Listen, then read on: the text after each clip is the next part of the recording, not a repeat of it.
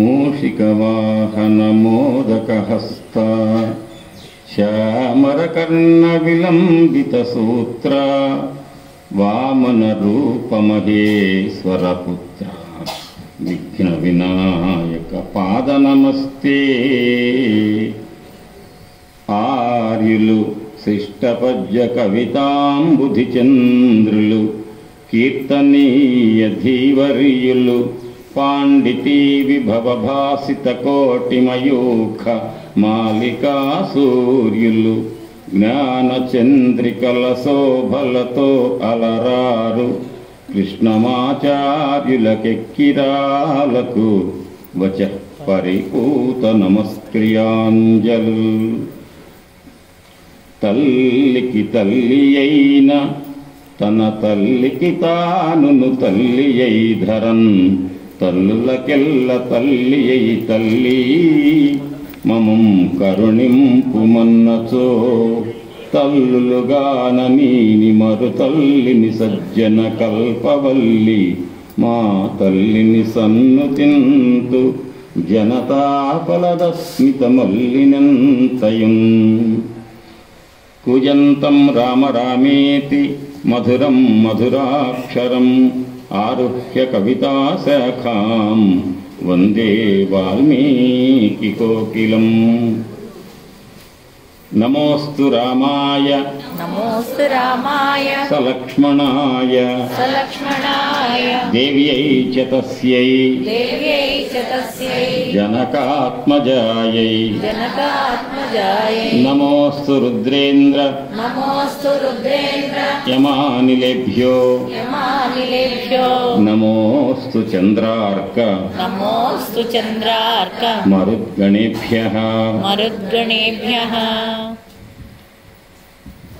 జయత్యతిబలో రామో లక్ష్మణశ్చ మహాబలః రాజా జయతి సుగ్రీవో రాఘవేణాభిపాలితః దాసోహం కోసలేంద్రస్య రామస్య క్లిష్టకర్మణః హనుమాన్ శత్రుసైన్యానాం నిహంతా మారుతాత్మజః న రావణ సహస్రం మే యుద్ధే ప్రతిఫలం భవేత్ శిలాభిస్తు ప్రహరతః పాదపైశ్చ సహస్రశః అర్దయిత్వా పురీం లంకాం అభివాజ్య చ మైథిలీం సమృద్ధార్థో గమిష్యామి మిషతాం సర్వరక్షసాం.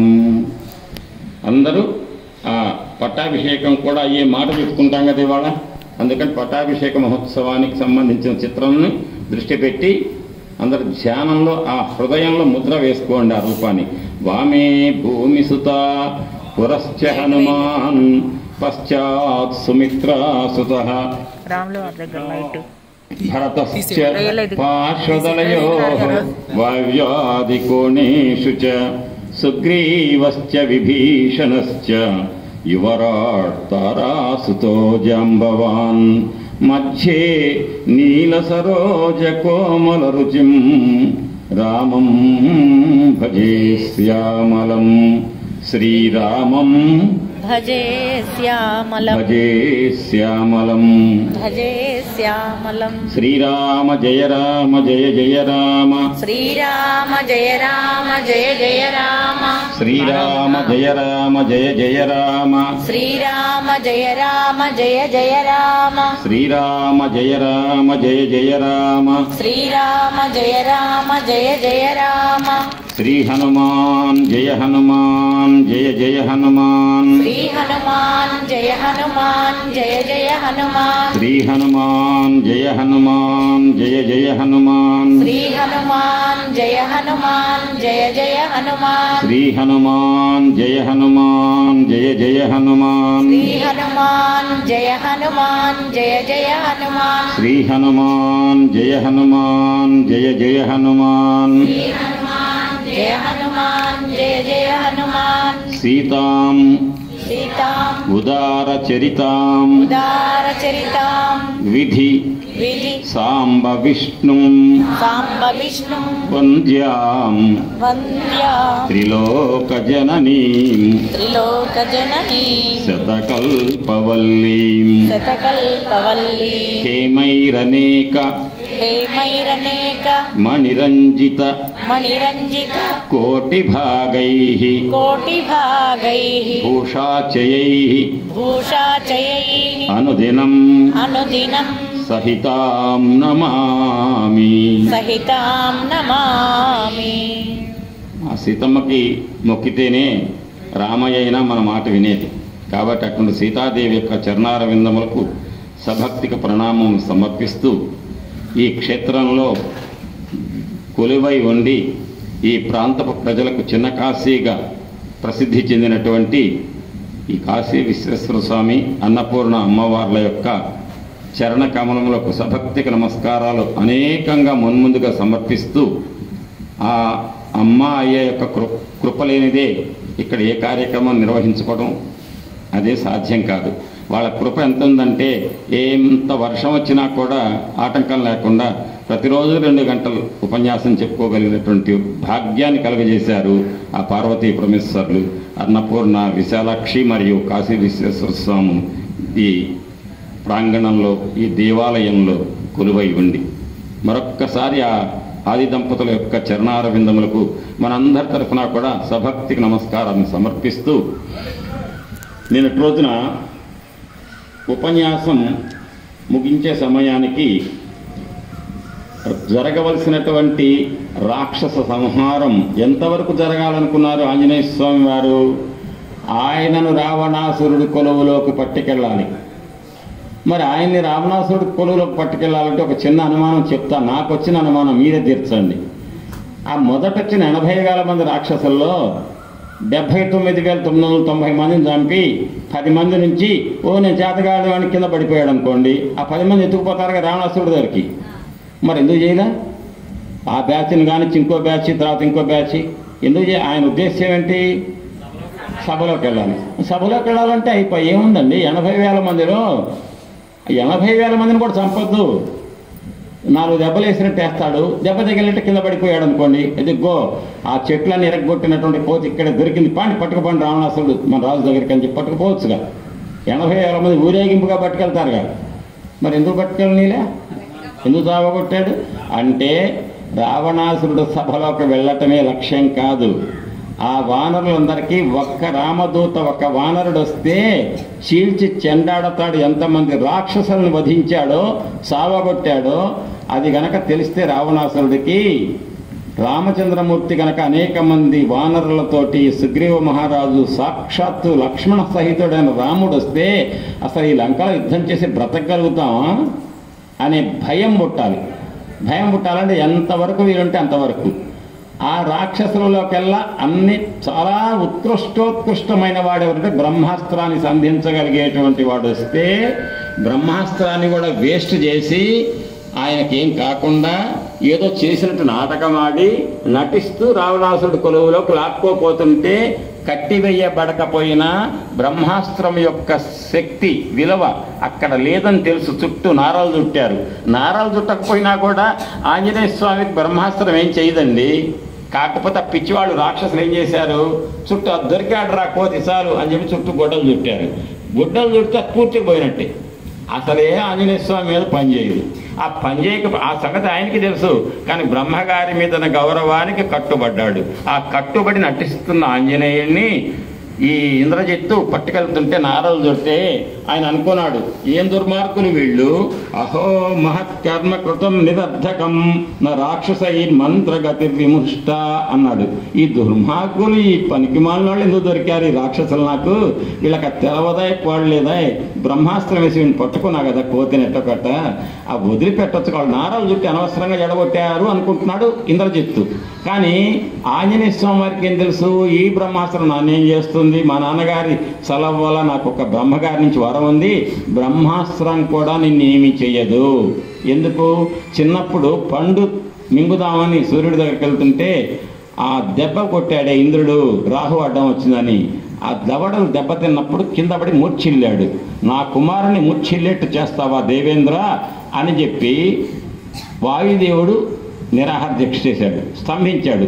వాయువు స్తంభిస్తే ప్రాణికోటి బతకదు కదా. వెంటనే బ్రహ్మగారికి వచ్చాడు, వాయుదేవా నీ కొడుకు నేను బతికిస్తానయ్యా, బ్రహ్మని కదా సృష్టిస్తా, మళ్ళీ ప్రాణం వస్తా, నువ్వేం దీక్ష చేయకు, విరమించు అంటే విరమించాడు. ఆంజనేయుడు అంతటువంటి వాడు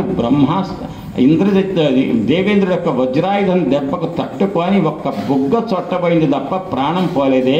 అంతటువంటి శక్తివంతుడు కేసరి పుత్రుడు వాయుదేవుడి యొక్క కృప వల్ల కేసరి తేజస్సు అంజనాదేవి గర్భంలో పుడితే రామకార్యం నెరవేర్చడానికి పరమేశ్వరుడి సాక్షాత్తు హనుమంతుడిగా వస్తే అటువంటి హనుమంతుని పట్టుకొని ఇట్లా వజ్రాయుధంతో దెబ్బ కొడితే ఎట్ట దేవేంద్ర, ఈ సందర్భంలో ఈ అపచారం జరిగినందుకు క్షమించండి వాయుదేవా, ఇదే నేను ఇస్తున్న వరం అని చెప్పి బ్రహ్మగారు అందరిచ్చారు వరాలు.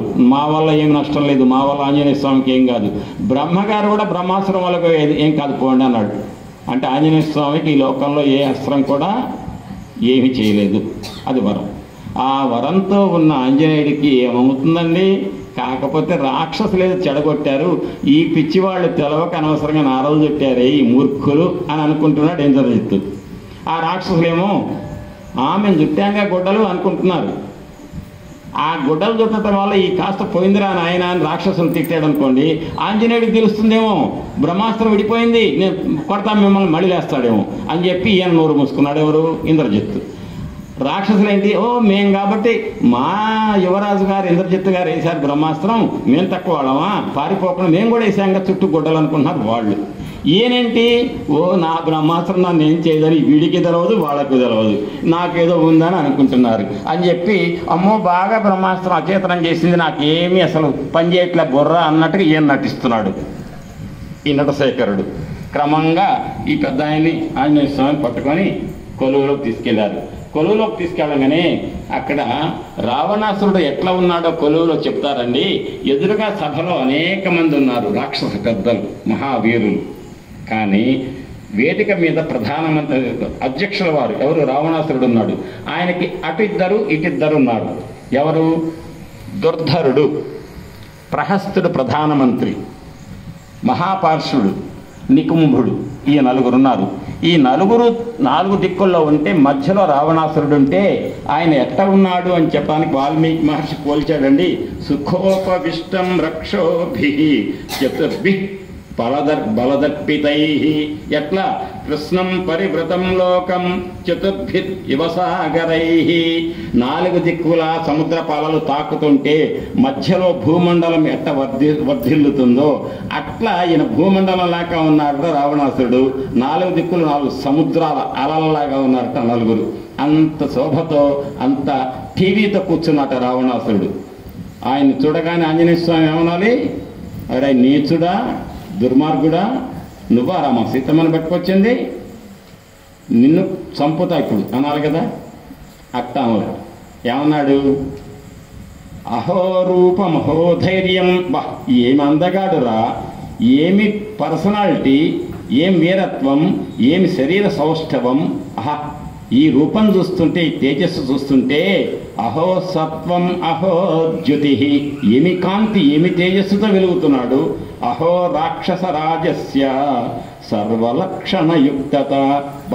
ఎన్ని సల్లక్షణాలు ఉండాలో ఈ లోకంలో అన్నిటితోటి ఉప్పారుతున్నాడు ఈ రావణాసురుడు. మనకు పడనివాడు ఉన్నాడు అనుకోండి, ఆయన చూడగానే ఏమంటాం, అమ్మో వాడు మామూలు వాడు కాదు, వాడు చాలా ఇది అని చెప్పి గురించి అన్నీ చెప్తాం వ్యతిరేకం. ఆంజనేయ స్వామి వారికి ఎంత కోపం ఉందండి సీతమ్మని తీసుకొచ్చినందుకు. పైగా కొమ్మ మీద ఆంజనేయ స్వామి వాళ్ళంటే కింద రావణాసుడు అన్ని అడ్డమైన మాటలు మాట్లాడాడు. సీత ఇవాళ భార్య అవుతావా నాకు అంటుంటే ఆ అమ్మ బిట్టు మరగాళ్ళు అన్నట్టు మోకాలు పైకాని చేతులతో చేసి ఆ మోకాళ్ళు వచ్చి ఛాతి కానుతుంటే భయంతో వణుకుతూ కూర్చొని, రావణ ఎందుకయ్యా బుద్ధి లేదా, గడ్డి తింటున్నావా, కుక్కలాగా ఎందుకు పశువులాగా ప్రవర్తిస్తున్నావా అని బాధపడుతూ వణికితే ఏ రామయ్యకు బంటో అయినా ఆ రామయ్య భార్య బాధపడుతుంటే ఆ మానసికంగా చిత్రహింసలు పెట్టిన రావణాసురుణ్ణి సభలో చూసినప్పుడు అహోరూపం అహోధైర్యం అంటారండి ఎవరన్నా. ఆయన కాబట్టి చెల్లింది ఆంజనేయుడికి. ఇక్కడ ఆంజనేయ స్వామి వారు ఒక్క 5 నుంచి 10 నిమిషాల పాటు ఒక్కసారి చర్చించుకుందాం. ఇక్కడ రామాయణంలో మనకి ఏమిస్తున్నాడు వాల్మీకి మహర్షి అంటే, శత్రువు గొప్పతనాన్ని ఎవరు పొగుడుతారు? పొగడటం వల్ల నాకైతే ఏమీ లేదు, వాడు ఎంత గొప్పవాడైతే కానీ ఆయన మంచి నేను పొగుడుతా. ఆయన్ని పొగట్టడం వల్ల నాకు వచ్చిన నష్టమేం లేదు, నా విలువేం తగ్గదు. కొంతమంది ఏం చేస్తారు, ఏమో లేనిపోయిన ఆయన్ని పొగిడితే మమ్మల్ని కాకుండా మంచి చూస్తారు, లేదు మన విలువ తగ్గుతుందేమో అనుకున్నవాడు మాత్రం పొగడరు. ఆయనే నాది నేనే, ఆయన్ని పొగిడితే ఏమవుతుందండి, ఆయన దగ్గర ఉన్న నిజం చెప్తా నేను అని ఎవరు అనుకుంటారు? చెప్పినా కూడా నాకేం ఇబ్బంది లేదు, నా గొప్ప నాదే అనే ధైర్యం ఉండాలి ఆయనకి, ఆయన మీద నమ్మకం. అటువంటి వాళ్ళు పొగుడుతారు. మరి ఆంజనేయ స్వామి వారి ఇట్లా పొగిడాడంటే అర్థం ఏంటి? ఎవరి గొప్పతనం పొగిడినా నాకేమీ నష్టం లేదు అంటే, ఎవరి గొప్పతనాన్ని పొగిడినా ఈయన గొప్పతనానికి ఏమీ భంగం లేదు అనేంత నమ్మకం, ఆయన గొప్పతనం మీద ఆయనకంత నమ్మకం ఉంది ఆంజనేయ స్వామి వారికి. కాబట్టి మెచ్చుకున్నాడు. వర్చస్సు, రూప విలాసం, గాంభీర్యం, వజ్ర కిరీటం, అపారమైన వైభవం, దర్పం, అదంతా కూడా ఎట్లుందంటే రావణాసురుడి యొక్క దర్పం ఆయన రూపంలోనే కనపడుతుంది. అహం ఎందుకు? నా టీవీ, నా అహం, నా తేజస్సు, నా వజ్ర కిరీటం, నా సామ్రాజ్యం, నా చుట్టూ ఉన్న మంత్రులు, నా వైభవం నాది అన్నట్టుగా ఉన్నాడు ఆయన. అపారమైన బలపరాక్రమాలు. అంతేకాదు వేరే ఏం చెప్పక్కర్లా, ఆయన చూపులు చూస్తే చాలు అర్థమవుతుంది ఆయన గొప్పతనం ఏంటో, ఆ గంభీరమైన చూపులు. అంతేకాదు ఒకే ఒక్క అతని దగ్గర ఉన్నవన్నీ ఉన్నాయి గొప్పగా. రూపగాంభీర్యాలను బట్టి, అతను ప్రవర్తిస్తున్న, అతను చూస్తున్న చూపులను బట్టి ఆయన ఎంత గొప్పవాడో, ఈ మూడు లోకాలని పట్టి పాలిస్తూ పీడిస్తున్నాడో ఆయన దర్పం, అహం మొత్తం తెలుస్తోంది. కానీ ఏమంటాడంటే ఆంజనేయ స్వామి వారు ఒక్క మాట అంటారు, యజ్జధర్మో నబలవాన్ స్యాదయం రాక్షసేశ్వర స్యాదయం సురలోకస్య శక్రస్యాపి రక్షిత. ఈ రావణాసురుడికి ఇంత వైభవం ఉంది కదా, ఇంత రూపము, గాంభీర్యము, తేజస్సు ఉన్నాయి కదా, ఒక్క అధర్మం పని కనుక చేయకుండా సీతమ్మను, పరాయి వాళ్ళ భార్యలను తీసుకొచ్చి కనుక అనుభవించే దుర్మార్గపు అధర్మపు లక్షణం ఒక్కటి లేకపోతే ఈ రావణాసురుడు సాక్షాత్తు దేవేంద్రుడు కూడా పనికిరాడు ఈయన ముందు. స్వర్గలోకాన్ని, దేవతలను పాలించేటువంటి దేవేంద్రుడు కూడా ఈ రావణుడి ముందు దిగదుడిపే.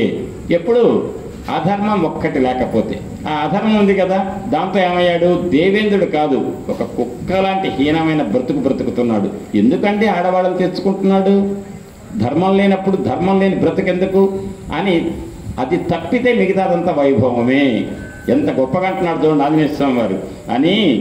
ఆ స్వామి అంటాడు, రావణాసురుడిలో ఉన్న తేజస్సు, పరాక్రమం అంతా మెచ్చుకుంటూ ప్రతి వ్యక్తిలో కూడా గుణాలు, దోషాలు ఉంటాయి. ఇక్కడ ఆ గుణము, దోషం అనేది దేని బట్టి ఉంటుందంటే, ఒక అభిప్రాయం ఉంటుంది ఒక వ్యక్తి మీద. నాకు ఆ వ్యక్తి మంచివాడు కాదు, అతను మంచి పనులు చేసి వచ్చినా పొగడను. మనిషి మానవ నైజం. ఆ మనిషి మంచివాడు కాదు, కానీ నాకు మంచివాడే, ఎందుకంటే నాకేదో సహాయం చేశాడు. వాడు దుర్మార్గం చేసి వచ్చాడు బజార్న. ఆయన చేస్తుంటాడు దుర్మార్గం అంటే, పాపం ఏదో చేస్తుంటారు, లేకపోతే ఆయన చేస్తాడు, ఆయన తను చేయడు అని వెనకేసుకొస్తారు. ఎందుకు? అతని దగ్గర దుర్మార్గం ఉన్నా. ప్రతి మనిషికి ముందుగా మనస్సులో ప్రతి వాడి మీద ఒక అభిప్రాయం పెట్టుకుంటారు. ఆ అభిప్రాయానికి అనుగుణంగానే ఆ మనిషి మంచిగా కాదా చెప్తారు. అంతే తప్ప ఒక మనిషిని నేను మంచి అన్నంత మాత్రాన ఆ మనిషి లోపల చెడు కూడా ఉండొచ్చు. కానీ నేనేమంటా, వాడు చాలా మంచివాడు అంట. ప్రక్కన అంటాడు, ఈయనకేం తెలుసు అండి, వాడి సంగతి పొద్దున సాయంత్రం అయితే నా వాడి సంగతి నాకు అన్నీ తెలుసు, ఉన్న నిజం అంటాడు. మరి అప్పుడు నేను చెప్పింది నిజమా, ఆయన చెప్పింది నిజమా? నేను చెప్పింది నిజం అంటానికి లేదు. ఎందుకని? నాకు కనపడేది ఏంటంటే ఆయన మీద మంచి ఒపీనియన్ ఉంది. జాగ్రత్తగా వినండి, ఇది మంచి అభిప్రాయం నాకుంది కాబట్టి ఆయన నేను ఎప్పుడు మంచి అంట. ఆ మంచి చోటన ఆయనలో ఒక చెడు కూడా ఉంది. ఆ చెడు నేను చూడలేను. ఎందుకని? నాకు ఆయన మీద ఏముంది? మంచి అభిప్రాయం కదా. అవతల ఆయనకి ఉన్న నిజం తెలుసు. కాబట్టి ఏమన్నాడు? దుర్మార్గుడు అండి, ఈయనకు తెలవక చెప్తున్నాడు అండి మంచి అని సమాజానికి చెప్తాడు. నన్ను వచ్చి అడుగుతారు, ఏహలే ఎవరని చెప్పింది ఆయన చాలా మంచోడు. ఆ మంచి చెడ ఇంతకు చెప్పండి. ఆయన నా దృష్టిలో మంచి, వాళ్ళ దృష్టిలో చెడు. నిజమేది? నేను ఒప్పుకోను, వాళ్ళు చెప్పించండి, నేను మంచి అంట. అంటే అదే రకంగా ఆయనకు తెలవనటువంటి మంచి వాళ్ళందరికీ తెలవని చాలా గొప్ప మంచి ఉంది ఆయనలో, అది వాళ్ళకి తెలవదు. అప్పుడు ఎవరు నిజం? నేనా వాళ్ళు? అంటే ఆ నాకు తెలిసిన విషయం దృష్ట్యా మంచివాడు, వాళ్ళకి తెలిసిన దృష్ట్యా చెడ్డ, రెండూ ఉన్నాయి. అంటే ప్రతి మనిషిలో మంచి చెడు రెండు ఉంటాయి.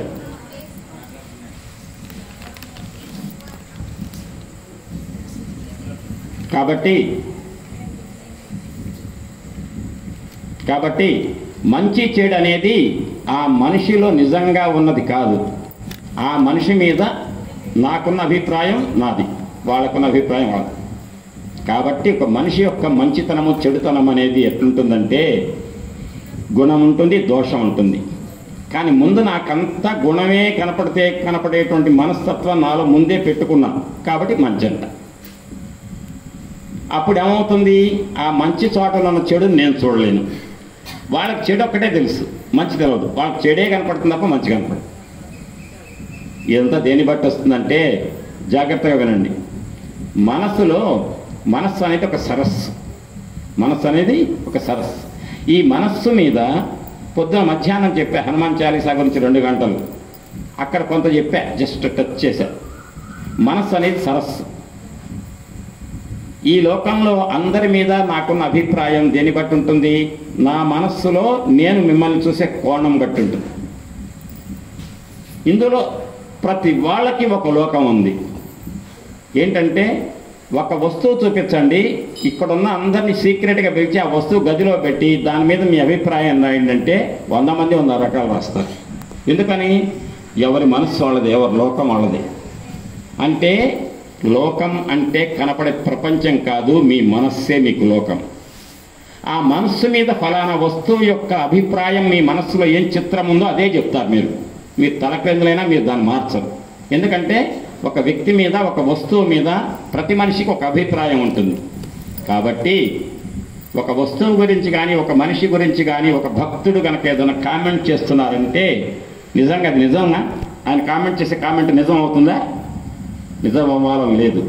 ఏంటి మరి, ప్రతి వాళ్ళు వాళ్ళ అభిప్రాయం చెప్తారు. అంటే అభిప్రాయమే తప్ప నిజం కాదు. అర్థమవుతుందిగా మీకు? ఇది కొంచెం జిడ్డు మాట. ప్రతి వస్తువు గురించి, ప్రతి మనిషి గురించి ఒక వ్యక్తి ఎవ్వరు చెప్పినా వాళ్ళ అభిప్రాయాన్ని చెప్తారు. సత్యం అంటానికి లేదు. అది నిజం కావచ్చు, కాకపోవచ్చు. నిజం కావాలని లేదు, కాకుండా ఉండాలని లేదు. ప్రతి వాళ్ళు ఏం చెప్తారు, వాళ్ళ మనస్సులో ముందే ఆక్యుపై అయి ఉంటుంది, వాళ్ళ మీద ఒక అభిప్రాయం పడి ఉంటుంది, దాన్ని బట్టి చెప్తారు. ఇప్పుడు వినండి జాగ్రత్తగా. మీరు ఇక్కడికి వచ్చే ముందు ఇంటి దగ్గర అద్దంలో చూసుకుంటారు ముఖం. ఏం చూస్తారు? జుట్టు మంచిగానే ఉందా, కాస్త ఏమైనా వంకరగా ఉందా, బొట్టు సెంటర్లో ఉందా, పైన ఉందా, వంకరగా ఉందా, సరిదిద్దుకుంటారు. ఆ అద్దంలో కనపడేది ఏంటి? మీరు బింబం అయితే ముఖం, అది ప్రతిబింబం. ఆ ప్రతిబింబాన్ని చూసుకొని ఏం చేస్తారు? మీరు వంకరగా ఉంటే సరి చేసుకుంటారు, సరిగ్గా ఉంటే సంతోషపడతారు. అంతే కదా? జిడ్డు అంటే మీకు అర్థమైతే చాలు, అయ్యేట్టు నేను చేస్తా, నాకు నమ్మకం ఉంది. మీరు చేయవలసిన పని ఏకాగ్రత నా వైపు ఉంటామే. మీరు ప్రతి మనిషి ఒక ఆదర్శమైన మనిషిని తీసుకున్నారు, మంచివాడిని. ఆయనలో మీకు ఏం కనపడతాయి? మంచి లక్షణాలు కనిపిస్తాయి. ఎందుకు చూడాలి మీరు? ఆ మంచి లక్షణాలని నాలో కూడా కాస్త పెంపొందించుకోవాలనే ఉద్దేశంతో చూస్తారు. ఒక చెడు లక్షణాలు ఉన్న మనిషిని చూస్తారు. చెడు లక్షణాలు ఉన్న మనిషిని చూడండి అంటారా? చూడాలి. ఎందుకు చూడాలి? ఆ చెడు లక్షణాలు పొరపాటున మనలో ఉన్నాయా అని చెప్పి ఆలోచించి అవి లేకుండా ఉండేటి జాగ్రత్త పడతాను. అద్దంలో ఎందుకు చూస్తారు? బాగున్నానని నవ్వట ఆనందపడటానిక? వంకరుంటే సరి చేసుకోవడానికి, బాగుంటే ఆనందపడటానికి. అట్లనే మీ మనస్సు అనే అద్దంలో ఎదుటి వాళ్లను కళ్ళతో చూడరు, మనస్సుతో చూస్తారు. ఎట్లా? కళ్ళతో కనపడతారు, కానీ వాడి మీద అభిప్రాయం దేంట్లో ఉంటుంది? కళ్ళల్లో ఉండదు, మనస్సులో. ఆ మనిషిలో ఉన్న మంచి లక్షణాలు పొరపాటున మనలో లేకపోతే అవి మనలో కలుగ చేసుకోవటానికి, ప్రోధి చేసుకోవటానికి, అవన్నీ మనలో ఏర్పాటు చేసుకోవటానికి ఆ మంచి మనిషి యొక్క లక్షణాలు చూడాలి. ఒక మంచి శ్లోకం చెప్పారు, మీరేం చేస్తారు? తొంగి చూశారు, నెత్తి మీద ఆకాశంలో పూర్ణ చంద్రుడు ఉన్నాడు. మొదట్లో చెప్పా మీకు. ఆ పూర్ణ చంద్రుడు మంచిగా కనిపిస్తున్నాడు. నాలాంటి వాడు ఒకడు వచ్చాడు, మీరు మంచిగా చూసిన ఆనందపడుతుంటే తట్టుకోలేక నేను ఒక రాయి వేశాను నీళ్ళలో. ఆ నీళ్ళు ఏమైతే కదులుతాయి. అప్పుడు ఆ చంద్రుడు ఏమైతాడు? కింద చెదురు బాటికలోనే కనపడదు మంచిగా. అరే మంచిగా చంద్రుడిని ఎరగొట్టాడు ఈయన అంటారు. నేను ఎరగొట్టాను ఆ చంద్రుడిని? నీళ్ళని కదిలిచ్చా అంతే. మీరు చూస్తుంది నీళ్ళలో కనపడే ప్రతిబింబం చెదిరింది. ఆకాశంలో ఉన్న చంద్రుడు కదిలాడా? ఏం కదల్లా. అంటే ఏదైతే మనం కొలనులో ఉన్న నీళ్లలో ప్రతిబింబాన్ని, చంద్రుడి యొక్క ప్రతిబింబాన్ని చూసి అదే నిజానికి భ్రమ చెందుతున్నామో, నీళ్లు వేయగానే నీళ్లు కదిలితే అందులో చంద్రుడు ముక్కలైనట్టు కనిపిస్తే ముక్కలయ్యాడు అనుకుంటున్నామో, ఎదుటి మనిషిలో, ఎదుటి యొక్క మనస్సు అనే సరస్సులో కూడా మన మనస్సులో సరస్సులో ఎదుటి మనిషిని చూస్తాం. మన మనస్సులో కనుక ప్రశాంతంగా ఉన్న ఏ అలజడి లేని నీళ్లతో ఉన్న కొలములాగా మన మనస్సు ఉంటే, ఎదుటిది ఏదైతే ఒక్క క్షణం వినండి, నీళ్లు కదల్లా, ప్రశాంతంగా ఉన్నాయి, అలజడి లేదు. పైన ఎట్టుందో చంద్రుడు కింద అట్నే ఉన్నాడు కదా, సత్యంగా కనపడ్డాడు. డ్రా చేశా నేను, మీరంతా చూస్తున్నారు, నీళ్లు కదిలినాయి, చంద్రుడు ముక్కలైనట్టు కనపడ్డాడు. నిజంగా ముక్కలయ్యాడా? సత్యం అది కాదు, మీకు కనపడే సత్యం కాదు, సత్యం అక్కడ ఉంది. అంతేనా? అట్టనే మీ మనస్సులో ఎదుటి వాళ్ళ మీద అభిప్రాయం పెట్టుకున్నారు. మీ మనస్సులో వంకర ఆలోచనలు ఉన్నాయి ఆ మనిషి పట్ల. అంటే ముందే పెట్టుకున్నారే, వాడు దొంగ, వాడు మంచివాడు కాదు అని అభిప్రాయం పెట్టుకున్నారు. ఆ అభిప్రాయం ఏంటంటే, హాయిగా ప్రశాంతంగా ఉన్న నీళ్ల కొనలలాగా ఉండవలసిన మీ మనస్సుని, మీ అంటే మిమ్మల్ని అంటున్నా అనుకోకండి, ఈ సమాజంలో ఉన్న మానవుల సంగతి చెప్తున్నాం. మీ మనస్సులో ఉన్నటువంటి హాయిగా ఉన్నటువంటి ప్రశాంతమైన చిత్తాన్ని కావాలని ఎదుటి మనుషుల మీద ద్వేషం, కక్ష పెట్టుకొని చూస్తుంటే అతనిలో అన్ని చెడే కనిపిస్తాయి. అంటే అర్థం ఏంటి? ప్రశాంతంగా లేదు మీది, మీలో ముందే పెట్టుకున్నారు ఆలోచనలు. వాటిని ఏమంటారంటే, అలజడులు లేని కొలనులో నీళ్లలాగా ఉండవలసిన మనస్సుని ఆలోచనలు అనేటువంటి అలజడులు సృష్టించుకొని మనసును చెదురుబాటు చేసుకొని మంచి వ్యక్తిని కూడా చెడుగా చిత్రీకరించే మనస్సును కలిగి ఉంటుంది ఈ ప్రజ. తేడా ఎక్కడొచ్చింది? ఆ మనిషిలోనా? ఆ మనిషిని చూసేవాడి మనస్సు. చెప్పండి, ఇప్పుడు లోకంలో సత్యం అసత్యం, నిజమా భ్రాంత, అబద్ధమా అనేది దేన్ని బట్టి ఉంటుంది? ఆ మనసుని కనుక ప్రశాంతంగా నిర్మలంగా ఉంచుకుంటే, అలజడులు లేకుండా, దాన్నే మీరు లలితా సహస్రనామంలో ధీరా ధీర సమర్చిత. ధీర అంటే మా ఆయన మంచి ధీరుడు, అంటే ధీరుడు అంటే కండలు జరగటం కాదు, మనసులో ఎటువంటి అలజడులు లేకుండా ప్రశాంత చిత్తంతో తోటి మానవులందరినీ కూడా మంచి బుద్ధితో, మంచి ఉద్దేశ్యంతో ఉన్నది ఉన్నట్టుగా చూడగలగటం. అంటే ప్రశాంతంగా ఉందండి నా మనస్సు, వాడు దొంగ అయిన వాడిని నేను మంచి అంటా అండి, కుదురుతుందా? దొంగని దొంగే అనాలి, మంచిని మంచి అనాలి, ఏది ఉంటే దాన్నే అనాలి. అది అనాలంటే మీలో ఎటువంటి స్వార్థాలు, కక్షలు, కార్పణ్యాలు ఉండకూడదు. అంటే అర్థం ఏంటంటే, ఉన్నది ఉన్నట్టుగా పలికేటువంటి మనస్సు ఉండాలి.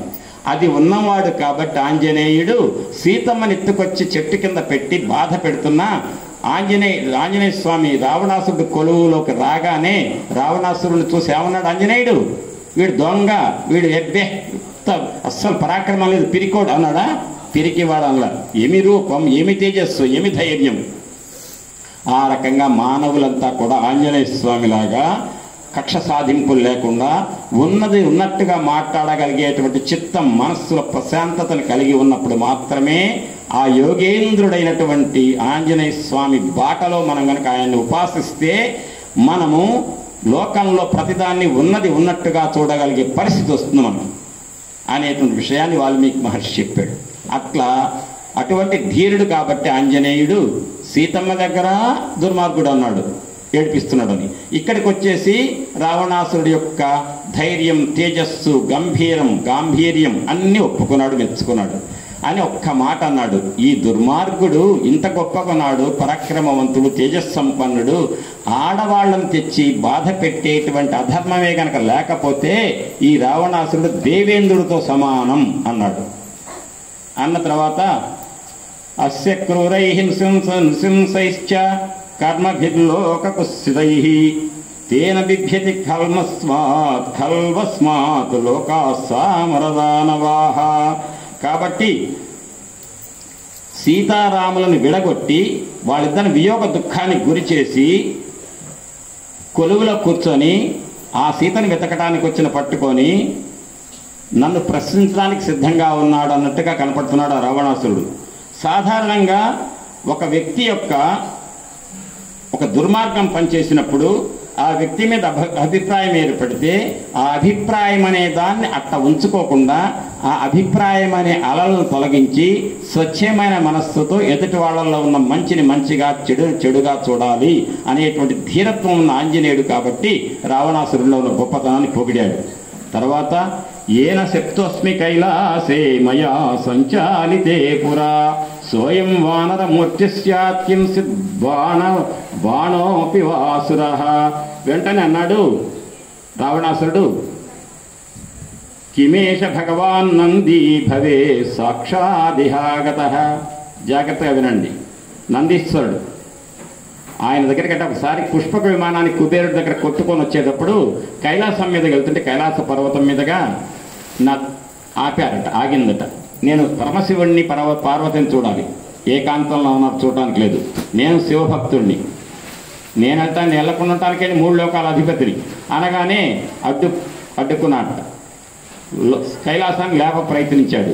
పరమేశ్వరుడు బొట్టను వెళ్తూ నొక్కాడు, ఏడ్చాడు. వెంటనే ఆ ఏడుపు తట్టుకోలేక జాలి పడాల ఎవరు, సామగానంతో శివుణ్ణి స్తుతించాడు. వెంటనే శివుడు ఆ బొట్టను వెళ్ళి తీశాడు. ఆ ఇరుక్కున్న 20 చేతులు బయటకు వచ్చినాయి. అప్పుడు నందీశ్వరుడు నవ్వాడట. పక్కపక్క నవ్వితే, అరే కోతిమూతి అన్నట్ట రావణాసురుడు. నన్ను కోతిమూతి అన్నావా? పరమేశ్వరుడు ఎదురుగా ఉండే ధర్మాన్ని అయితే నన్ను పట్టుకొని ఈ కోతిమూతితో ఉన్నటువంటి వాడి వల్ల నీ లంక నాశనం అవుతుంది అన్నట్టు అప్పుడు అన్నాడు నందీశ్వరుడు. ఇప్పుడు ఈ కోతిమూతితో వచ్చిన వాడెవరు? కాబట్టి ఆంజనేయుడు ఎవరు? నందీశ్వరుడు అని రావణాసురుడు అనుకుంటున్నాడు. నిజం కాదు, ఆయన పరమేశ్వరుడు. మొదట్లో చెప్పాగా, రావణాసురుడు దృష్టిలో నందీశ్వరుడు. లేకపోతే పరమేశ్వరుని అర్చించినటువంటి పరమశక్తివంతుడైన బాణాసురుడు అనే రాక్షసుడా అనుకున్నాడు. సరే, వాళ్ళకి చెప్పాడు, నహితే వానరం తేజో రూపమాత్రం తు వానరం. ఏమన్నాడు? సమాసహి భద్రంతే నభి కార్యాత్వయే కపి అని ఏమంటాడంటే, ప్రధానమంత్రి ప్రహస్తుడితోటి ప్రశ్నలు అడిగిచ్చాడు. ప్రహస్త, ఈ కోతి ఎవరు అడుగు, ఎందుకు వచ్చాడు అడుగు, ఎందుకు ఆ ప్రమదావనాన్ని నాశనం చేశాడు? నేను తెచ్చుకున్న సీత, అహంకారం చూడండి, నేను తెచ్చుకున్న సీత, ఆ సీతతో ఎందుకు మాట్లాడాడు అడగండి. ఆ వేడిగా ప్రహస్తుని అడిగిన ప్రశ్న లేదు, నా ఆంజనేయుని అడగొచ్చు కదా. అహం, నేను రాజుని, వీడెవడో కోతి. కాబట్టి రాజధర్మం పాటించాడు అక్కడ. నేను రాజుని, ఈయన ప్రధానమంత్రి, వచ్చిన వాడిని ప్రధానమంత్రి అడిగాడు. అప్పుడు అన్నాడు, ఈయన వానరుడిలాగా కనపడుతున్నాడు, నిజంగా వానరుడు కాదు, రూపానికే వానరుడు అని ప్రశ్నలు వేశాడు ప్రహస్తుడు. ఏమని, ఎందుకు వచ్చాడు, ఎవరు అనుమతితో వచ్చాడు, ఎందుకు ప్రబనావనాన్ని నాశనం చేశాడు, ఎందుకు రాక్షసును చంపాడు, నేను ఎందుకు శిక్ష వేయకూడదు అడగను. అడిగితే ఈయన అన్నారు, ఆంజనేయ స్వామి వారు చెప్తున్నాడు, నేను ఎందుకు వచ్చానా, నిన్ను చూడటానికి వచ్చా. నీ దగ్గరికి రావటానికి, నా దగ్గరికి రావటానికైతే, మా రాజుగారిని చూడటానికైతే ప్రమదావనం ఎందుకు నాశనం చేశారు? ప్రమదావనాన్ని నాశనం చేయకపోతే ఎదురుగా నిలబడ్డ నాతో మాట్లాడటానికి అహంకారం అడ్డం వచ్చిన రావణాసురుడు నేను వస్తానండి లోపలికంటే రానిస్తాడా? మాట్లాడడానికి అహంకారం, మాట్లాడటానికి అహంకారం చూపిస్తున్నాడు. మాట్లాడటానికి అహంకారం చూపిస్తున్నాడు. అట్లాంటి వాడు నన్ను రానిస్తాడా? వానరుణ్ణి రానివాడు. సరే, నువ్వు అడిగిన ప్రశ్నలకు ఒక్కటి సమాధానం చెప్తా అని చెప్పి ప్రహస్తుడు అడిగాడు కదా ప్రధానమంత్రి. రావణ, నీ దురహంకారానికి సమాధానం నేను ఆయనకు చెప్పను, నీకే చెప్తున్నా. అంత దమ్ము ధైర్యం ఉంటుందండి ఎవరికన్నా? అంతమంది రాక్షసుల మధ్యలో రావణాసురుడు రాజు అయితే అంటున్నాడు, నీకే చెప్తున్నా నేను, నీ దురహంకారమే ఇంతటికి కారణమైంది. నువ్వు అడుగుతున్న ప్రశ్నలు ఏంటి, ఎందుకు వచ్చావు, నువ్వెవరివి, అంతే కదా అని ఇందాకనే అంటున్నావు. నువ్వు నందీశ్వరుడా బాణాసురుడా అంటున్నావు. లేకపోతే సీతని వెతకటానికి రామచంద్రమూర్తి పంపిస్తే వచ్చిన దూతనా అంటే చెప్తాడు, అబ్రవీన్నా అస్మి శక్రస్య యమస్య వర్ణస్య వా ధనదేన మే సఖ్యం విష్ణునా నాస్మి చోదిత. నేను ఇంద్రుని కాదు, కుబేరుని కాదు, వరుణుని కాదు, విష్ణువుని కాదు. వాళ్ళు పంపిస్తే వచ్చిన దూతను కాదు. నేను వానరుణ్ణి, నా పేరు హనుమంతుడు. అర్థమైందిగా? నేను ఎవరిని చెప్పాగా అయిపోయా. ఇంకా తర్వాత నేను ఎవరినో చెప్పా. ఎక్కడి నుంచి వచ్చావు? కిష్కింధ నుంచి వచ్చా. ఎవరు పంపిస్తే వచ్చావు? రామచంద్రుడు పంపిస్తే వచ్చా. రాముడు పంపిస్తే వచ్చావు. ఎందుకు వచ్చావు? మా అమ్మ నీ లంకలో ఉంది, వెతకడానికి వచ్చా. పర్మిషన్ తీసుకున్నావా అన్నాడు. నువ్వు అన్నావు అంటే చెప్పింది ప్రధానమంత్రి ద్వారానే. ఆయన మాత్రం రాజుతో పర్మిషన్ తీసుకున్నావా? దొంగలాగా మా అమ్మని తెచ్చి నీ దగ్గర పెట్టుకుంటే మాకెక్కడుందో మా అమ్మ తెలియదు, ఎత్తుకోవడానికి వచ్చా. నీ దగ్గర ఉంది ఒక వస్తువు అంటే అది కావాలి అంటే నీ పర్మిషన్ తీసుకోవాలి. నా వస్తువు తీసుకుపోయి దొంగతనం చేసి ఎదురింటో ఇంట్లో పెట్టుకున్నారు. అమ్మ మీ ఇంట్లో ఎత్తుక్కోనమ్మా నా వస్తువు ఉందా అంటే ఏమంటారు? తీసుకుపోయిన వాళ్ళు ఏమంటారు? ఎతకడానికి లేదు అంటారు. అంతేగా? నాకు అడ్రస్ తెలవదు, నా వస్తువు దొంగతనం నువ్వు చేసావు. దొంగతనం చేసిన వాళ్ళంటే పర్మిషన్ తీసుకుంటే రానిస్తారా? నువ్వు దొంగతనం చేసుకొచ్చావు మా సీతమ్మని, నీ పర్మిషన్ నాకెందుకయ్యా? మా సొత్తు మా అమ్మ ఉంది కాబట్టి వచ్చా. తర్వాత ప్రమదావనాన్ని ఎందుకు ధ్వంసం చేశావు? సీతమ్మతో ఎందుకు మాట్లాడావు? ఎవరయ్యా సీతమ్మ? రామయ్య భార్య, మా అమ్మ. మా అమ్మతో నేను మాట్లాడకపోతే నువ్వెవడి మాట్లాడటానికి? నేను మాట్లాడతా మా అమ్మతో. ప్రమదావనాన్ని ఎందుకు ధ్వంసం చేశావు? ప్రమదావనాన్ని ధ్వంసం చేయకపోతే నీకు ఇంత అహంకారం, నాతో మాట్లాడటానికి నీకు అహంకారం అడ్డం వచ్చిందే. ఇంత ధ్వంసం చేసిన వాడిని పట్టుకొని నేను అంత ధ్వంసం చేస్తే నన్ను చూసి భయపడద్దా? అయినా భయపడకుండా పట్టుకొని నన్ను నువ్వు మాట్లాడటానికి అహంకారాన్ని వచ్చి ఆయనతో మాట్లాడిస్తావా? ఇట్లాంటి నీకు నీ అహంకారం, నీ ఇగో, నేను నిన్ను కలవాలంటే ఏం చేస్తే కలుస్తావు? నీ సామాన్ ఏదో నాశనం చేస్తే, నీకు బాగా ఇష్టమైన దాన్ని నేను భంగపరిస్తే అప్పుడు కోపంతో పట్టుకురారా వాడిని అంటావు. అట్ట పట్టుకొచ్చారు. రైట్. ప్రమదావనాన్ని ఎందుకు నాశనం చేశాను తెలిసింది కదా? నిన్ను నీ చేతే నన్ను నీ కొలువుకు రప్పించుకోవాలని చేశాను. మరి మా రాక్షసులు ఎందుకు చంపావంటావా? నేను చంపా? నా మీదకి వచ్చారు, కొడుతున్నారు, అంత ఆత్మరక్షణ చేసుకోవద్దా? నేను నన్ను కొట్టడానికి వస్తే నేను ఆత్మరక్షణ చేసుకొని చంపే. వాళ్ళు రాకపోతే నేను ఎందుకు చేస్తా? వాళ్ళు యుద్ధ ఉన్మాదంతో వచ్చారు నీ రాక్షసులు. చూడు ఆంజనేయ అనుకుంటూ రావటం నాటం పెద్ద పెద్ద కత్తులు కటార్లు తీసుకొచ్చారు. అప్పుడు నేను ఊరుకుంటానా? నా దగ్గర ఏమైనా ఉన్నాయా? ఏం లేవు. ఆ శీలలు అరచేతి దెబ్బ ఇవేగా. మరి నా ప్రాణం నేను కాపాడుకోవాలి కదా. ఆ ఆత్మరక్షణ కోసం చేసే, అంతకంటే ఏం లేదు అని అంటాడు. అహం సుగ్రీవ సందేశాత్ ఇహ ప్రాప్తస్తవాలయం రాక్షసేంద్ర హరీశస్వాం భ్రాత కుశలమబ్రవీత్. ఎంత ఇదిగా మాట్లాడాడంటేనండి, గొప్ప తెలివితేటలతో.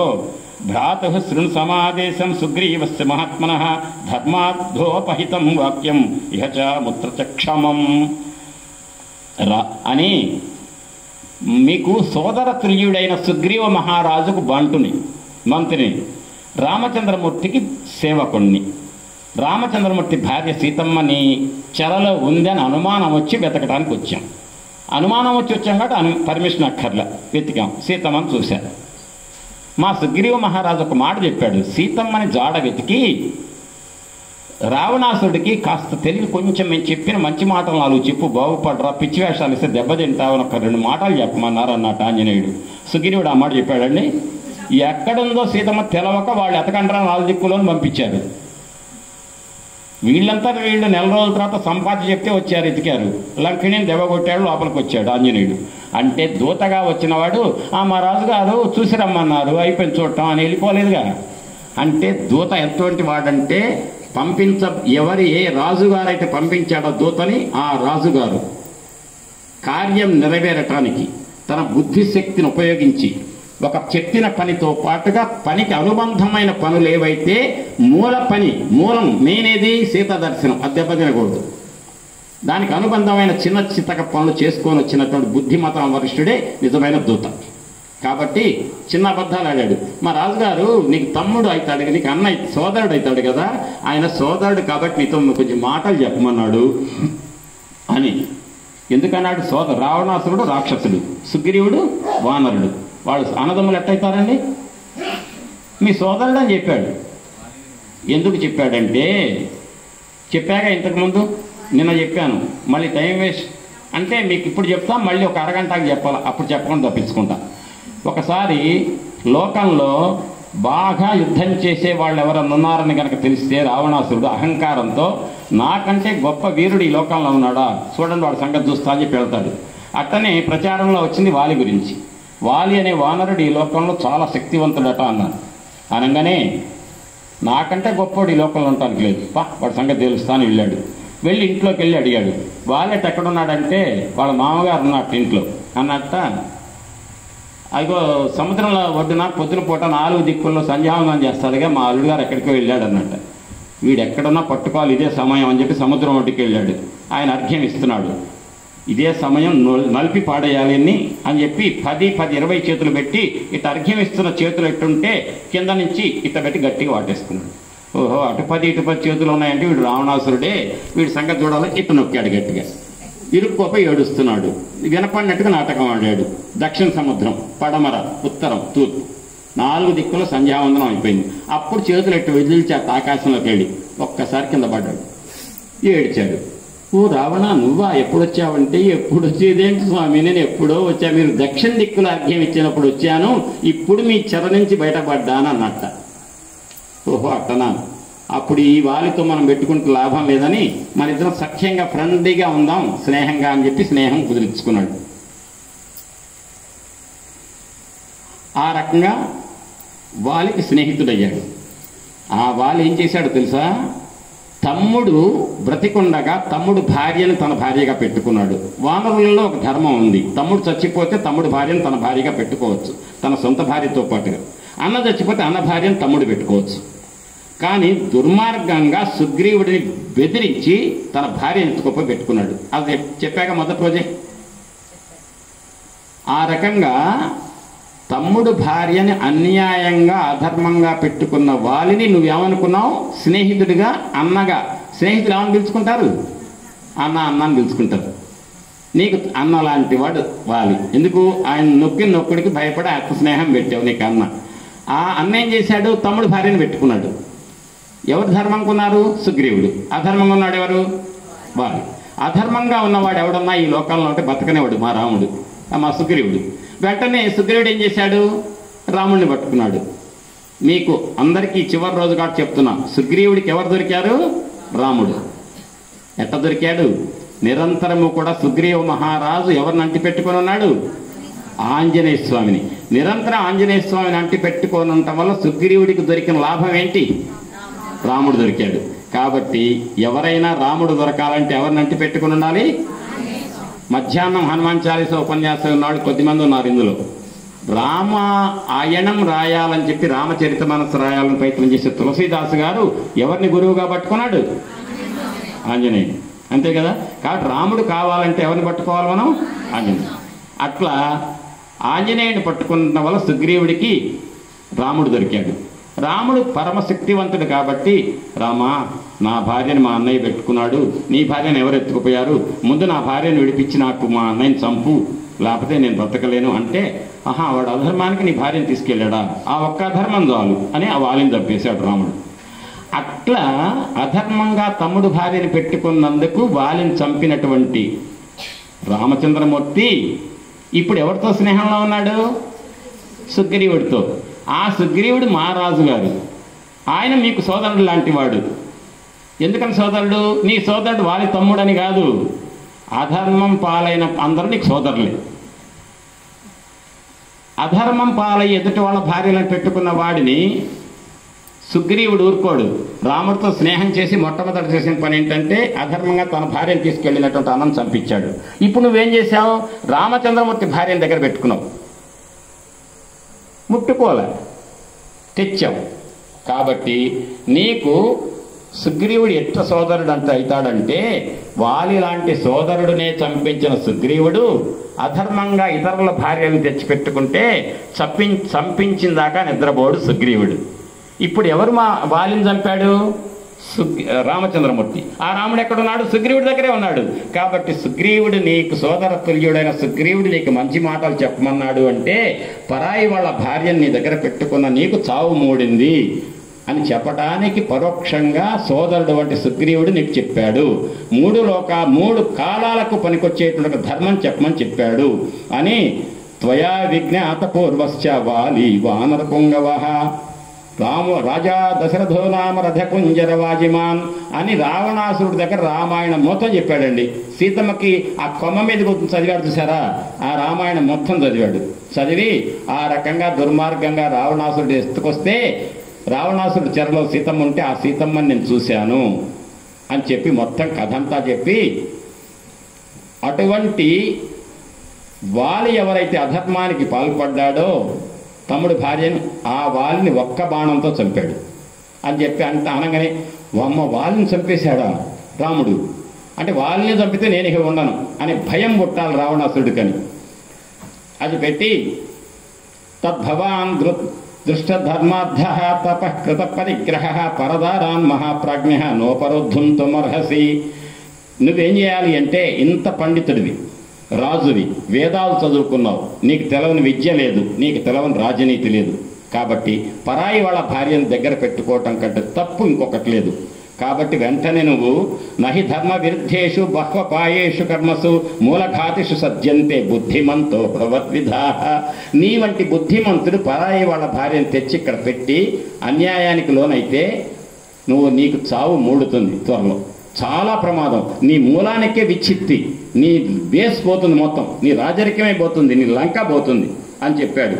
అని మన్యస్వ నరదేవాయ జానకి ప్రతిదీయతాం. నరదేవాయ వినండి, నరుడుగా తిరుగుతున్న రాముడైన దేవుడు అన్నాడండి వాల్మీకి. ఆగట్లాయనకి రాముడు దేవుడు అని చెప్పకూడదు, నరదేవాయ, ఆ మానవ రూపంలో ఉన్న దేవుళ్ళే అంటే అయిపోయి. ఏం దేవుడు అనట్లేదు కదా, రావణాసురుని చంపడానికి అర్థం లేదు. నరదేవాయ, నరుడుగా తిరుగుతున్న దేవుడైన రాముడు, ఆయనకు భార్యను ఆయనకు ఒప్పచెప్పు, నీకు మంచిది అని చెప్పాడు. నేయం జరయితుం శక్య సాసురైరమరైరపి విషం సంసృష్టమత్యర్థం భుక్తమన్నమివౌజస. ఎంత జీర్ణశక్తి బాగా ఉండి ఇంత అన్నం తినగలిగేటువంటి వాళ్ళు ఉంటారు కొంతమంది, జీర్ణశక్తి బాగా ఉండి. అంత జీర్ణశక్తి ఉన్నాడికైనా సరే విషం ఒక్క చిన్న ఇంత ఇస్తే తాగితే విషాన్ని అరిగించుకోగలుగుతాడా?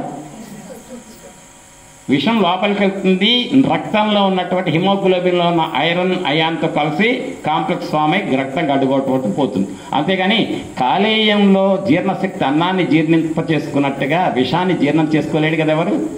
సీతమ్మని కూడా ఇంతమంది భార్యలను తెచ్చిపెట్టావు, సీతమ్మని మాత్రం నువ్వు భార్యగా పొందలేవు. ఎట్లా? ఎంత జీర్ణశక్తి ఉన్నాడైనా కూడా విషాన్ని ఎట్లా జీర్ణించుకోలేడో అట్లా సీతమ్మని తాకలేవు అని చెప్పాడు. చెప్పి తస్మాత్ ప్రాణ పరిత్రాణం కథం రాజన్ కరిష్యసి. శ్రీరాముడు మానవుడు, నీకు ఒక ధైర్యం ఉంది, ఆ ధైర్యం తర్వాత మాట్లాడదాం. శ్రీరాముడు మానవుడు, సుగ్రీవుడు వానరుడు, నువ్వెవరివి? రాక్షసుడివి. నేనెవరిని? వానరుణ్ణి. నువ్వేమో రావణాసురుడివి, రాక్షసుడు. రాముడు ఆయన భార్య నీ దగ్గర ఉందని ఆయన బాధపడుతున్నాడు. నీకు శత్రువు ఎవరు? రాముడు. ఆయన మనిషి, మానవుడు. ఈయన నువ్వు రాక్షసుడు, నేనెవరిని? వానరుని. కాబట్టి నేను ఏమైనా చెప్పడానికి కుల ఫీలింగ్తో ఏమైనా చెప్తున్నానా? నాది రాక్షస కులం కాదు కదా, నాది నాది మానవ కులం కాదు కదా, రెండింటికి కానివాడిని. కాబట్టి నేను చెప్తున్నానంటే నమ్ము, నేను చెప్పేది పక్షపాతం లేకుండా చెప్పే తీర్పు. అంతేకాదు తస్మాత్ ప్రాణ పరిత్రాణం కథం రాజన్ కరిష్యసి. శ్రీరాముడు మానవుడు, సుగ్రీవుడు వానరుడు, రావణుడు నువ్వు వానరుల ఇద్దరి నుంచి కూడా చావు తప్పించుకోవాలనే కోరిక నువ్వు బ్రహ్మగారి దగ్గర కోరలే. నీ వరం బ్రహ్మగారి దగ్గర ఇద్దరు నాకు ఆఫ్టరాలు ఉన్నావు. ఎవరు? నరుడు, వానరుడు. ఇప్పుడు ఆ రాముడు ఎవరు? నరుడు. కాబట్టి ఆయన నుంచి తప్పించుకోలేవా? బ్రహ్మగారి వరం లేదుగా నీకు, అది గుర్తుపెట్టుకో. అని నటు ధర్మోపసంహారం అధర్మ ఫల సంహితం తదేవ ఫలమన్ వేటి ధర్మశ్చ అధర్మనాశన. ఇది ఒక గొప్ప మాట అండి.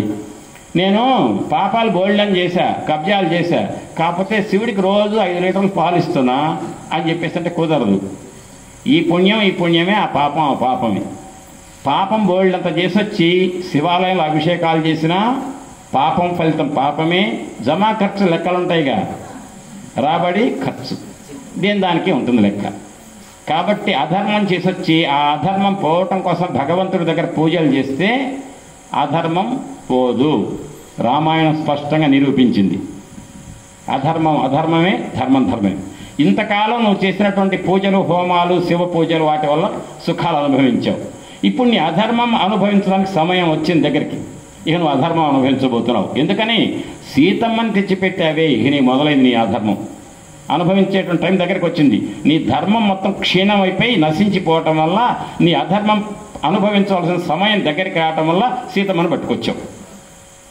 జనస్థాన వధం బుద్ధ్వా వాలివధం తథా రామసుగ్రీవ సఖ్యంచ బుద్ధ్యస్వ హితమాత్మనః అన్నాడు.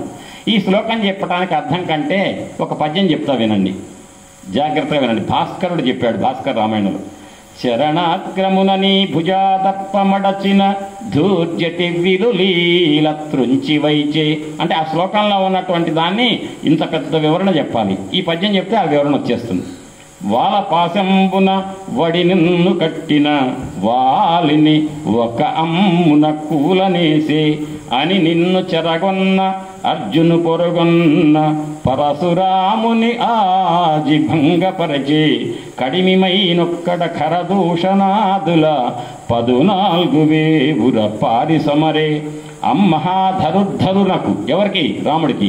అమ్మహాధనుర్ధరునకు యజ్ఞాచరించి హరిహర బ్రహ్మశక్రాదులైన అతని భయద నిర్ఘాత సంఘాత పాత శాత వాక్ బాణ ఘాత హతులు కాక బ్రతుకగలరే అన్నాడు. ఈ పద్యంలో ఒక్కొక్క లైన్ చెప్తా, ఒక నిమిషం. చరణాగ్రమునని భుజాదప్పమడచిన ధూర్జటి విలులీల త్రుంచి వైచే. మొదటి రోజు నుంచి వచ్చిన వాళ్ళకి తేలిగ్గా చెప్తే అర్థమవుతుంది, అట్నే చెప్తా. మొత్తం చెప్పాలంటే ఈ పూట ఉపన్యాసం కాదు. కైలాసం మీద నుంచి వస్తుంటే పుష్పక విమానం ఆగిపోతే అప్పుడు కైలాసాన్ని పెకలిస్తా అని చెప్పి పెకలించబోతే శివుడు బొటన్ వేలుతో నొక్కితే చేతులు ఇరుక్కోపోయినాయి, ఏడ్చాడు. ఆ ఏడుపులో సామగానంతో స్తుతిస్తేనే పరమేశ్వరుడు బొటన్ వేలు పైకి తీశాడు, నీ చేతులు బయటకు వచ్చినాయి. లేకపోతే చచ్చేవాడు ఆ రోజు, 20 చేతులు పోయేది. అంటే నేను బాధ పెట్టిన వాడెవరు? ఉట్టి బొటన వేలు నొక్కి నేను ఏడిపించిన వాడెవరు? శివుడు. ఆ శివుడు ఎప్పుడు అవలీలగా పట్టే ధనస్సు అంటే శివధనస్సు, దాన్ని అతి తేలికగా అట్ట పట్టి అవలీలగా ఎక్కుపెట్టి విరిచిపడేశాడు. ఎవరు? నిన్ను ఏడిపించిన శివుడు పట్టుకున్న బాణాన్నే అవలీలగా విరిచాడయ్యా మా రాముడు. అది రాముడు అంటే అన్నాడు. అంటే ఏమంటే భయం పుట్టాలి, అమ్మ శివుడు లాంటి వాడి బాణాన్నే విరిచాడా అని వీడి గుండె పరిగెత్తాలి. వాల పాశంబున వడి నిన్ను గట్టిన వాలిని ఒక్క అమ్మున కూలనేసే. నిన్ను సముద్రం ఒడ్డున సంధ్యావనం చేసేటువంటి వాడిని పట్టుకోవాలని 20 చేతులు ఇట్ట పెట్టావే, నిన్ను ఒక్కసారి తోకతో చుట్టాడు. తోకతో చుట్టడం వల్ల వెనక్కి గుంజుకోలేకపోయావు. ఒక తోకతో నేను ఒక చుట్టూ ఏడిపించాడే వాలి, ఆయన్ని ఒక్క బాణంతో చంపాడు. అరే వాళ్ళు చచ్చిపోయాడా? రాముడు చంపాడా? ఒక్క బాణంతో సాధ్యమైంది అని మళ్ళీ భయం పుట్టాలని అని నిన్ను చెరగొన్న అర్జుని పొరిగొన్న పరశురాముని ఆది భంగపరచే. ఇది 6 రోజుల్లో చెప్పలే ఈ విషయం, వినండి జాగ్రత్తగా. ప్రతిరోజు 3 పూట్ల సంధ్యావందనం చేసి మెళ్ళో వేలాడుతున్న బంగారు శివలింగాన్ని ఎక్కడంటే ఆ సమయంలో ఎక్కడంటే అక్కడే పెట్టి శివార్చన చేసి అభిషేకం చేసేటువంటి ఒక అలవాటు ఉంది రావణాసురుడికి. ఒకనాడు మధ్యాహ్నం సంధ్యా సమయంలో ఒక ప్రాంతంలో నర్మదా నది తీరంలో ఉన్నాడట రావణాసురుడు. సంధ్య వేళ అయ్యేసరికి సంధ్యావందనం చేసి శివ అభిషేకం చేద్దామని శివలింగం అక్కడ పెట్టాడు. పూజ చేస్తూ మారేడు దళాలు వేశాడు. ఒక్కసారిగా నర్మదా నది నీళ్లు నర్మద ఇట్టబోతోంది, శివలింగం ఇక్కడ పెట్టుకున్నాడు. ఇట్టబోయే నర్మదా నది నీళ్లు ఇట్టొచ్చినాయట. శివలింగం మీద ఉన్న ఆకులన్నీ ఎగిరిపోయినాయి. శివ పూజ భంగమైంది. ఎవడ్రా నేను మధ్యాహ్నం పూట శివార్చన చేస్తుంటే నా అర్చనను భంగం చేసిన దుర్మార్గుడు ఎవడ్రా? ఇక్కడ నర్మదా నది సీతాగా వెళ్ళాలి కదా, అడ్డంగా ఎందుకు వచ్చింది? నేనెవరిని అని ఒక్కసారి నర్మదా నదిలోకి వెళ్ళాడు. వెళ్ళంగానే అక్కడ కార్తవీర్యార్జునుడు 1000 చేతులతో తన చెలికత్తెలతో నర్మదా నదిలో ఈత కొడుతున్నాడు. ఆ చెలికత్తెలకు మాకు 1000 మంది, మాకు ఇంతమంది చెలికత్తెలకు నీళ్లు చాలట్లే ఈతకి అనగానే నీళ్లు ఆపుతాలే అని చెప్పి 1000 చేతులు అడ్డం పెట్టాట. అప్పుడు నర్మదా నది ప్రవాహం అడ్డగించబడింది, నీళ్లు ఇట్టొచ్చినాయి. దీన్ని ఏమంటారు? ఇట్లా నీళ్లు పోతుంటే పోకుండా ఆపు చేసి నీళ్ళని నిల్వ చేసేదాన్ని ఏమంటారు? ఆనకట్ట డ్యామ్. ఈ డ్యాము 24వ మహాయుగంలో త్రేతాయుగంలో రామచంద్రమూర్తి పరిపాలన చేసేదానికి ముందే ఇది జరిగింది. అంటే డ్యామ్ అనే ఇంజనీరింగ్ ప్లాన్ ఆనాడు కార్తవీర్యార్జునుడు ఈ 1000 చేతులు అడ్డం పెట్టి మళ్లించాడు.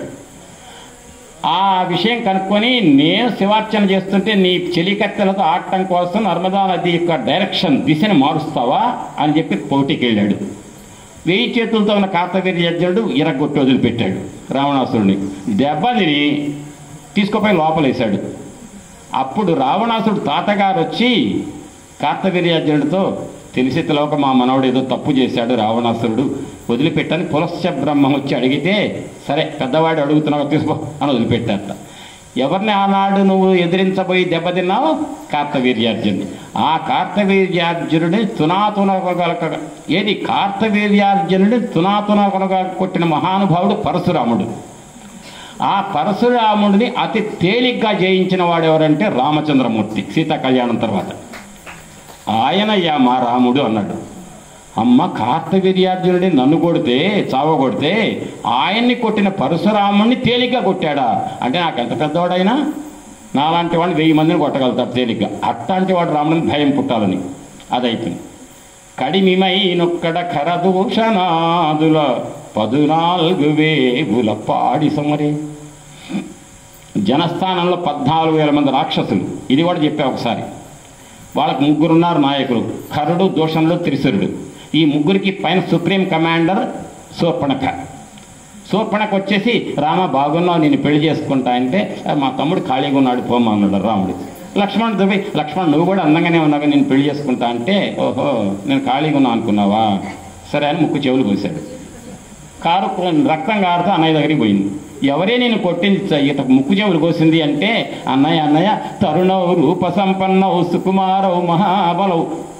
ఎవడే చెవు ముక్కు కోసిందంటే అందగాడని చెప్పి ఈ లోకంలో ఉన్న ఇంత అందగాడని చెప్తావు ఇవి ఎవడే వాడు చెప్పండి.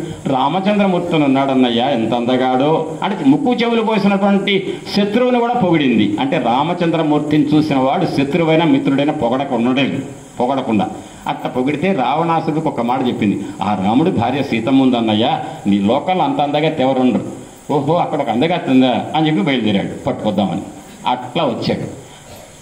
వెంటనే ఈ శూర్పణఖ అటు వెళ్ళినప్పుడు ఈ 3 త్రిశూరుడు, ఖరుడు, దూషణుడు 14,000 మంది రాక్షసులు కూడా వచ్చారు రాముడి మీదకి. మా శూర్పణఖ ముక్కు చెవులు వస్తావు నువ్వు అని రాముడు అన్నట్ట లక్ష్మణ మీ వదన్ని కాస్త ఎంతైనా ఆడది కదా భయపడుతుంది ఆ గుహలో కాస్త చాటుగా రక్షించు. నేను 14,000 మంది నేను చూస్తా అంటే అన్నయ్య 14,000 మంది కదా నువ్వు ఒక్కడి చేయగలుగుతావు నేను కూడా వస్తా అన్నయ్య చేయేస్తా అంటే ఏం నువ్వు చేసేది నువ్వు అక్కడుండి వదిన కాపలాగుండు నేను చూసుకుంటా అని 40 నిమిషాలలో 14,000 మందిని చంపేశాడు రాముడు. ఆ కథ గుర్తుందా రావణ? ఆ చంపినాడు ఎవరు అనుకున్నా 14,000 మందిని 40 నిమిషాల్లో రాముడు అని చెప్పాడు. అటువంటి రామచంద్రమూర్తికి మహాధనుర్ధరునకు మహాధనుర్ధరుడు అంటే ధనుర్విద్యలో మేటి మహాధనుర్ధరునకు యజ్ఞాచరించి కీడు తలపెట్టి ఈ లోకంలో ఎవడు కూడా హరిహర బ్రహ్మ చక్రాదులైన హరి విష్ణువు హర శివుడు బ్రహ్మ చతుర్ముఖ బ్రహ్మగారు వాళ్ళైనా సరే రాముడికి కీడు తలపెడితే హరిహర బ్రహ్మ చక్రాదులైన ఆ తలపెట్టిన వాడు విష్ణువే గాని రుద్రుడు గాని బ్రహ్మ గాని అతన్ని భయద నిర్ఘాత సంఘాత పాత శాత బాణఘాత హతులుగాక బ్రతుకగలరే అన్నాడు. అంటే రాముడు విడిచిన బాణం ఒక్కొక్క పిడుగు అవుతుంది. పిడుగుపాటుతో నువ్వు చస్తావు రావణ.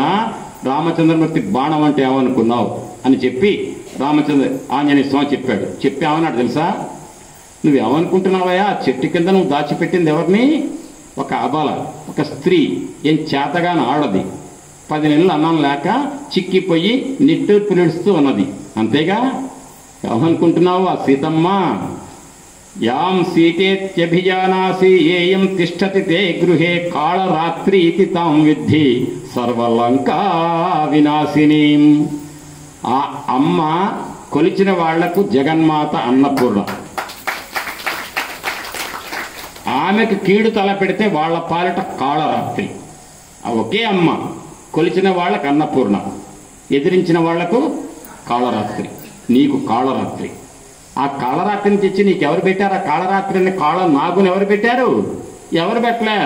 తదలం కాల పాసేన సీతా విగ్రహ రూపిణ. జాగ్రత్తగా వినండి శ్లోకం. తదలం కాల పాసేన సీతా విగ్రహ రూపిణ స్వయం స్వయం. ఎవరు? స్వయంగా నువ్వే. స్వయం స్కంధావసక్తేన క్షేమమాత్మని చింత్యతాం. నీ క్షేమాన్ని కూడా ఆలోచించుకోకుండా నీ మెడకు నువ్వు చుట్టుకున్నావురా కాళనాగుని. ఆ సీతమ్మ ఎవరు? కాళరాత్రి, కాళనాగు. పట్టి కాటేస్తుంది, గుర్తుపెట్టుకో. నువ్వేమనుకుంటున్నావు? తదలం కాలపాసేన సీతా విగ్రహ రూపిణ. సీతను చూస్తే సీత అందగత్తే, సౌందర్యవతే. ఆ సౌందర్యం మాటన కాళరాత్రి, కాళనాగుంది, గుర్తుపెట్టుకో. నీ కంఠార్పిత కాలపాశము, తెలుగులో భాస్కరుడు రాస్తాడు, నీ కంఠార్పిత కాలపాశము శిరో నిర్ఘాతపాతంబు. నీ నెత్తిన పిడుగు. ఆమె పిడుగు పడితే బతుకుతాడు ఎవడన్నా? నీ కంఠార్పిత కాలపాశము శిరో నిర్ఘాతపాతంబు లంకైక సంచయ కాళరాత్రి. ఎవరికి? లంక మొత్తానికి. నీ కంఠార్పిత కాలపాశము శిరో నిర్ఘాతపాతంబు లంకైక సంచయ కాళరాత్రి గళబద్ధో దగ్గర కాళాహి. కన్యాకారాగత మృత్యువు జనక కన్యన్ వేగ యొప్పించి లోకైకత్రాముడు రామునింగనుము నీకీ బుద్ధి కాకుండినన్. ఈ దుర్మార్గపు బుద్ధి వదిలిపెట్టి రామచంద్రమూర్తి దగ్గరికి వెళ్ళి, రామా 10 నెలలు నీ భార్య నా పంచనుందయ్యా, ఆ తల్లిని నేనేం ముట్టుకోలేదు, ఏదో బుద్ధి తక్కువై మాట్లాడాను, బాధ పెట్టా, కొంచెం ఏమనుకోవద్దు. వీడి అహంకారం మళ్ళీ, నేను ఎవరికి లొంగను అంటాడు. నువ్వు లొంగొద్దు రామా, నేనేం ముట్టుకోలేదని ఒక్క మాట చెప్పి క్షమించను, ఒక్క మాటను క్షమించొద్దు. రామా, నీకు నాకు శత్రుత్వం ఎందుకు? సీతమ్మ ఇదిగో నీ భార్య, ఇక నుంచి నేనేం తప్పు చేయను, ఒక్క మాట. పెరిగిపోతుంది వీడికి, రక్తం ఉడుకుతోంది రావణాసుడికి, ఆంజనేయ స్వామి అంటున్న కొద్దీ అని. భోగాంధారాంశ లంకాంచ మా వినాశంపానయ. నీ భోగైశ్వర్యాలేవుతున్నాయి, నీ భార్యలు, చివరికి నీ బంగారు లంక కూడా ఒక్క సీతమ్మ మీద ఉండకూడనటువంటి దుర్బుద్ధి ఏదైతే ఉందో దానివల్ల సర్వనాశనం కాబోతోంది అని. సత్యం రాక్షసరాజేంద్ర, సత్యం రాక్షసరాజేంద్ర శృణుస్వ వచనం మమ రామదాసస్య దూతస్య వానరస్య విశేషతః. ఎంత గొప్ప శ్లోకం వినండి. ఆంజనేయుడు అంటున్నాడు రావణుడితో, రాక్షసరాజేంద్ర, రాక్షసరాజ, గొప్ప రాజువే నువ్వు. సత్యం, నేను చెప్పేది నిజం విను. శృణుష్వ వచనం మమ. ఏంటంటే నేనెవరిని? రామదాసస్య. ఎవరిని? నేను రామదాసుని. రాముడు అంటును కాబట్టి రాముడి చేతుల బాణాన్ని